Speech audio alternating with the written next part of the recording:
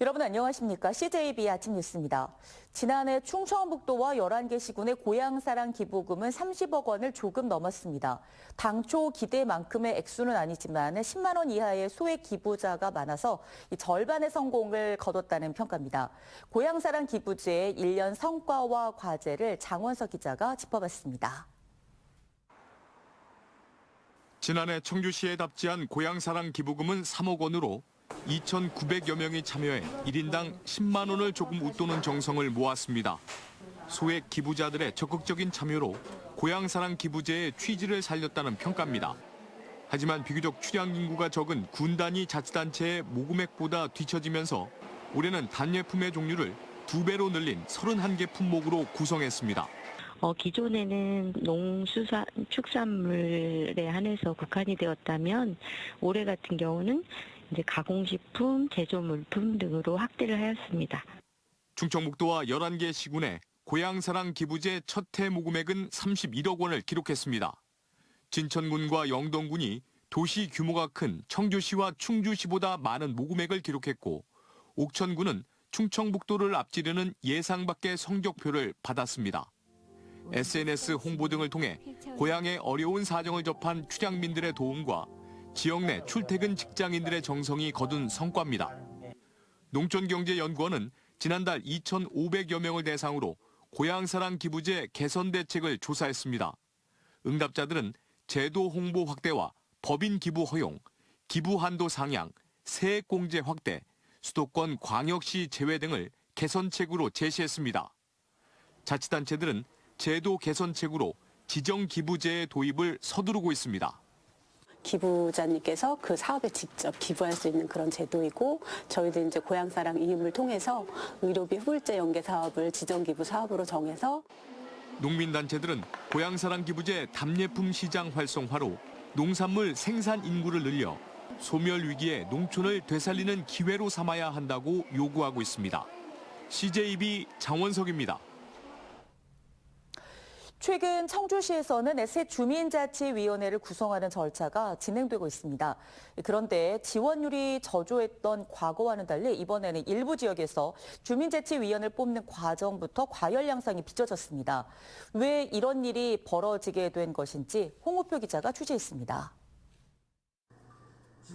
현재 청주시 43개 각 읍면동에는 보통 25명씩의 주민자치위원이 활동하고 있습니다.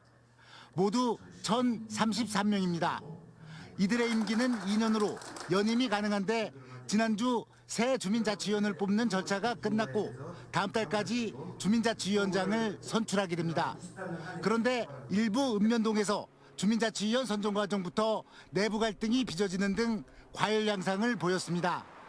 한 면지역의 경우 무려 80명 가까이 지원하면서 외부 인사를 심사위원으로 위촉해야 할 정도로 공정성에 신경을 써야 했습니다. 구인난을 겪던 과거와 달라진 것입니다. 주민자치위원장 자리를 노린 파벌 싸움이 벌어진 게 주요한 원인이라는 분석입니다. 주민자치위원이나 위원장은 이장 통장과 달리 법적, 행정적 권한이 없습니다. 다만 주민자치를 활성화시키자는 취지로 조례에 근거해 지난 1999년 도입됐습니다. 주민자치라는 게 주민 스스로 그 지역에 대한 문제 해결을 하기 위한 그런 개념을 갖고 있잖아요. 그래서 그런 거를 운영하기 위해서 일정한 지역 안에 이제 주민들이 적극적으로 참여할 수 있는 신청을 받아서. 그런데 시간이 흐르면서 일부 사업성 혜택을 목적으로 주민자치위원이 되는 경우가 생겨났고 특히 기초위원으로 진출하는 길목으로 여겨지게 됐습니다. 연불보다 제밥에 관심이 있는 셈입니다.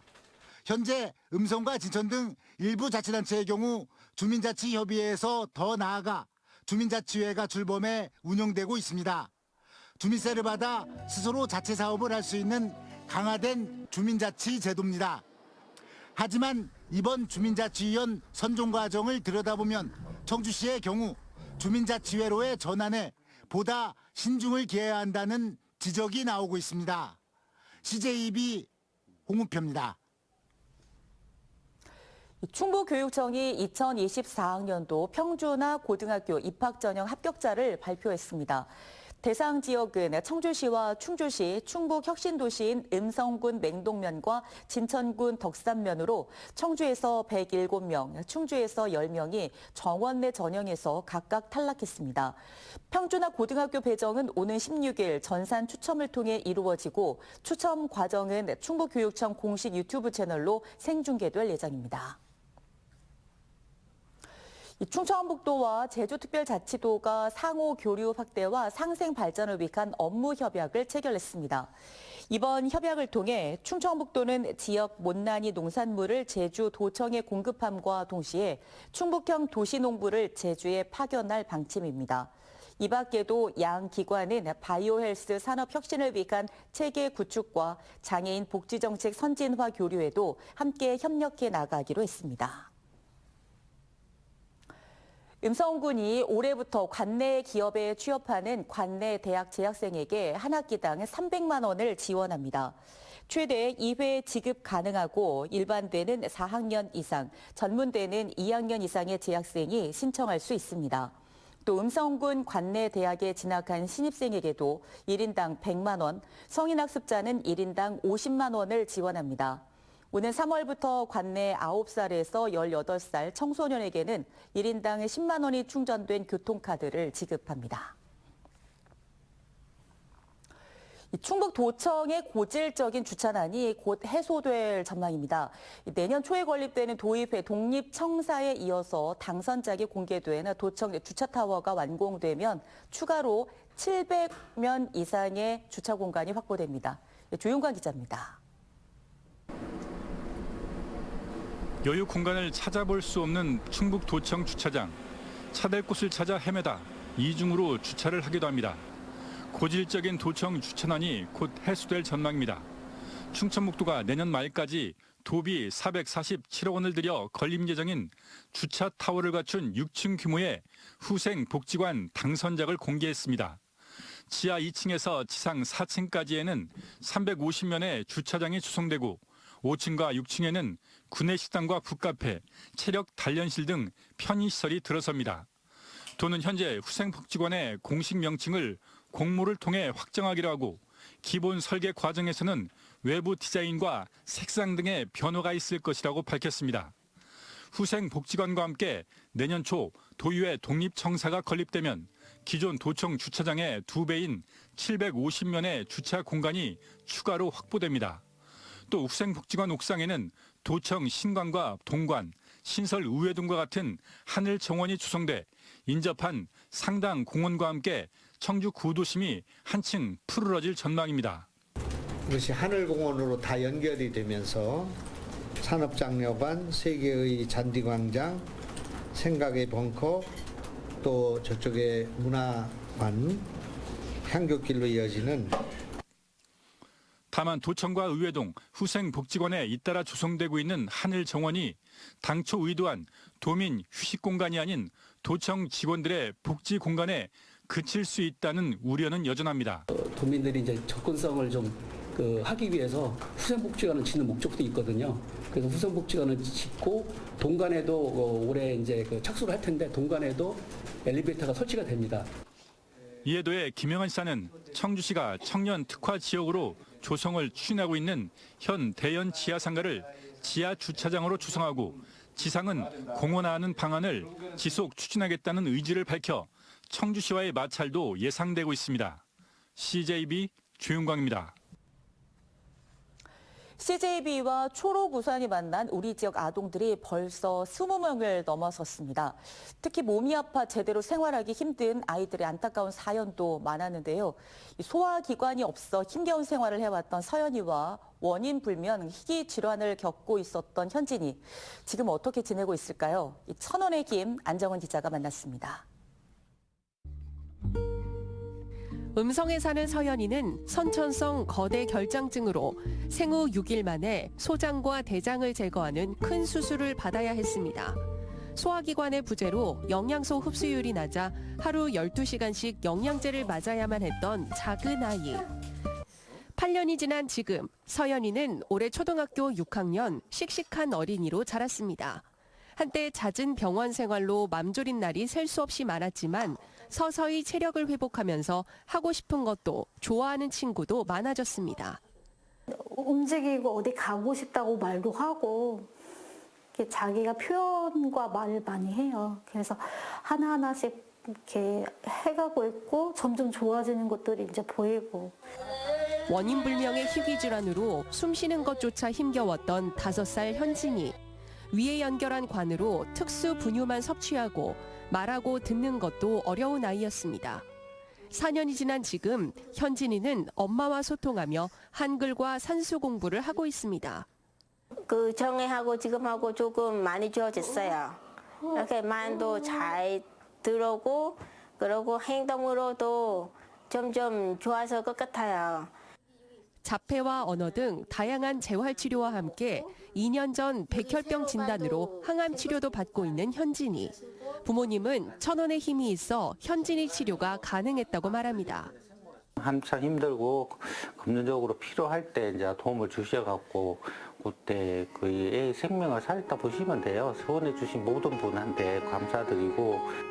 십시일반 모아진 천원의 힘이 더디지만 조금씩 오늘보다 더 나은 내일을 꿈꾸게 하고 있습니다. CJB 안정원입니다.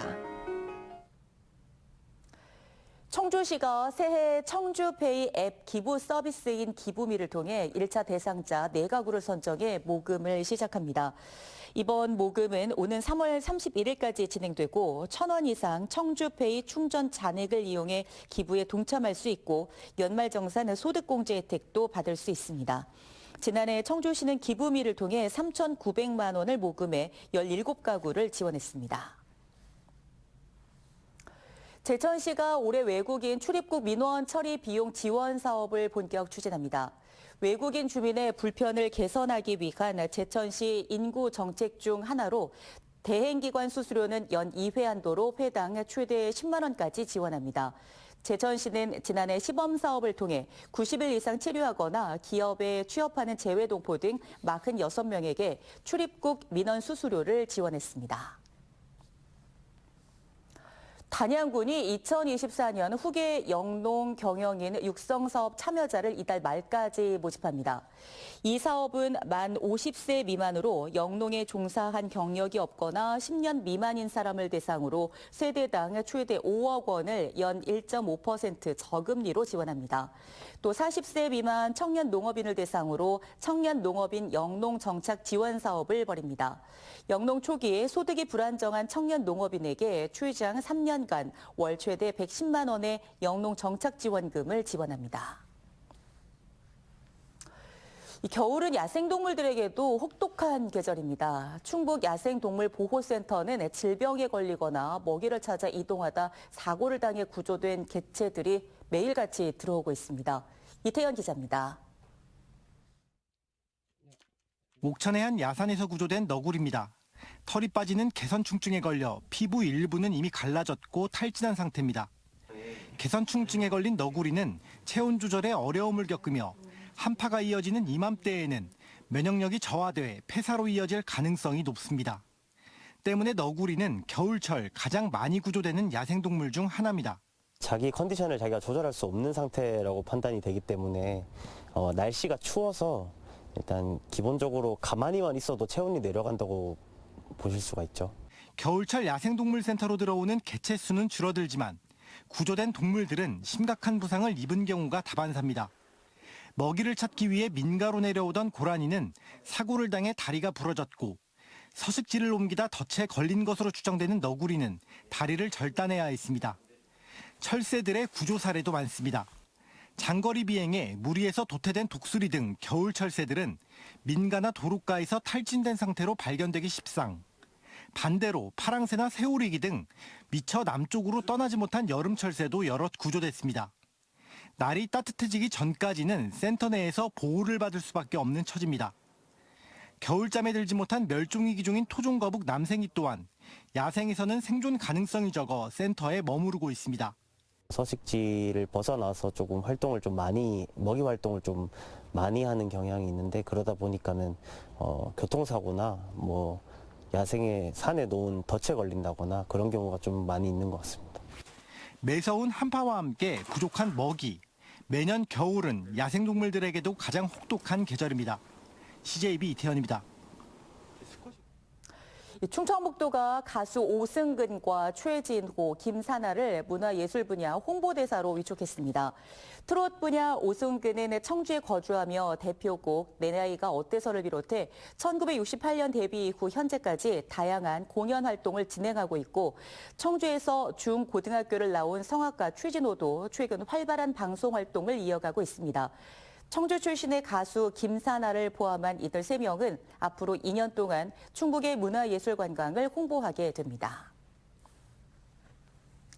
겨울철 이색 스포츠 대회로 인기를 끌고 있는 제천 의림지 사만 초록길 알몸 마라톤 대회가 오는 21일 제천에서 열립니다. 의림지를 출발해 사만의 초록길까지 왕복 7km를 달리는 코스로 남성은 상의를 탈의하고 반바지를, 여성은 반소매 반바지를 착용해야 합니다. 해마다 전국에서 1000명 이상의 마라토너가 참가하는 알몸 마라톤 대회는 오는 15일까지 참가 신청을 받습니다. 보은 루비 라이온스 네오클럽이 보은의 한 유기견 보호소에서 봉사활동을 벌였습니다. 이들은 보호소 내 유기견 360마리가 겨울을 날 수 있도록 간식과 이불, 무릎 담요 등을 기증했습니다. 충청북도 간부 공무원이 음주운전에 적발돼 중징계 처분을 받았습니다. 도인사위원회는 지난해 9월 음주운전에 적발된 4급 서기관 A씨에 대해 정직 2개월의 징계 처분을 의결했습니다. A씨의 당시 혈중 알코올 농도는 면허 취소 수치인 0.08%로 알려졌습니다. CJB 아침 종합 뉴스를 모두 마칩니다. 고맙습니다.